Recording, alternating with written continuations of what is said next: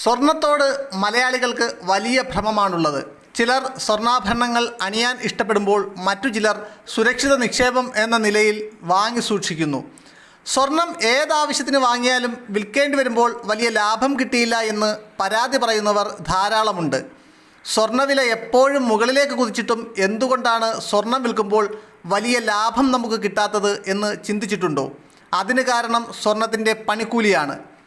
നാം മാധ്യമങ്ങളിലൂടെ അറിയുന്ന സ്വർണ്ണവിലയേക്കാൾ വളരെ കൂടുതൽ പണം ജുവലറിയിൽ നിന്നും സ്വർണ്ണാഭരണങ്ങൾ വാങ്ങുമ്പോൾ നൽകേണ്ടി വരുന്നതിന് കാരണവും പണിക്കൂലിയാണ്. മറ്റൊരു കാരണം GSTയും.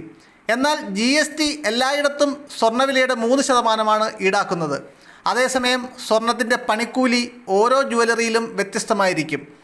ആഭരണങ്ങൾക്കനുസരിച്ചും പണിക്കൂലിയിൽ മാറ്റങ്ങളുണ്ടാകാം. നമുക്ക് ഒരു ജുവലറിയിൽ നിന്നും സ്വർണ്ണാഭരണം വാങ്ങുമ്പോൾ എത്ര രൂപയാണ് പണിക്കൂലിയായി ഈടാക്കുന്നത് എന്ന് സെയിൽസ്മാൻ്റെ സഹായമില്ലാതെ തന്നെ മനസ്സിലാക്കാൻ സാധിക്കും. അത് എങ്ങനെയെന്നാണ് ഈ വീഡിയോയിൽ വിവരിക്കുന്നത്.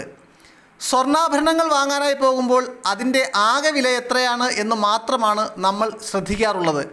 ഒരു സ്വർണ്ണാഭരണത്തിൻ്റെ വില അന്നേ ദിവസത്തെ സ്വർണത്തിൻ്റെ വിപണി വില, പണിക്കൂലി, ടാക്സ് എന്നിവ കൂടി ചേർന്നതാണ്.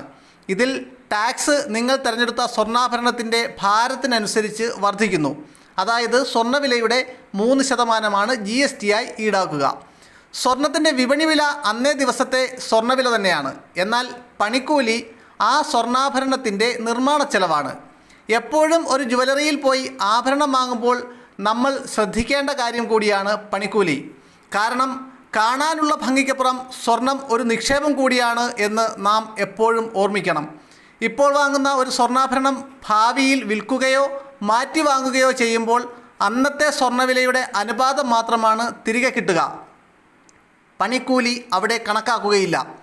അപ്പോൾ പറഞ്ഞു വരുന്നത് പണിക്കൂലി നമ്മൾ ആഭരണം വാങ്ങുമ്പോൾ ചിലവാകുന്ന തുക മാത്രമാണെന്നും ഇത് പിന്നീട് തിരികെ കിട്ടില്ല എന്നും തന്നെയാണ്.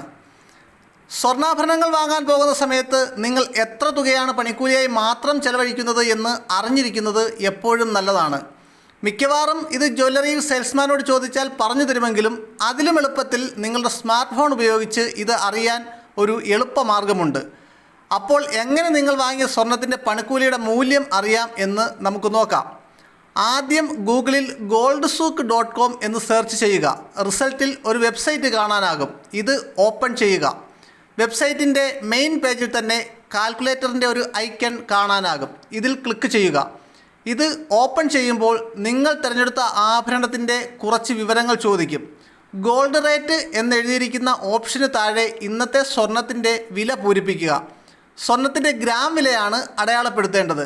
ഗ്രോസ് വെയ്റ്റ് എന്ന ഓപ്ഷന് താഴെ നിങ്ങൾ തിരഞ്ഞെടുത്ത ആഭരണത്തിൻ്റെ വില ടൈപ്പ് ചെയ്ത് നൽകുക. സ്റ്റോൺ വെയ്റ്റ്, സ്റ്റോൺ റേറ്റ് എന്നിവ ഉണ്ടെങ്കിൽ അത് സെയിൽസ്മാനോട് ചോദിച്ച് മനസ്സിലാക്കി പൂരിപ്പിക്കാവുന്നതാണ്. ടോട്ടൽ പ്രൈസ് എത്രയാണെന്ന ഓപ്ഷനിൽ ചേർത്ത് സബ്മിറ്റ് ചെയ്യുക. ഇപ്പോൾ നിങ്ങൾക്ക് അതേ പേജിൽ തന്നെ മേക്കിംഗ് ചാർജ് എത്രയെന്ന് കൃത്യമായി അറിയാനാകും.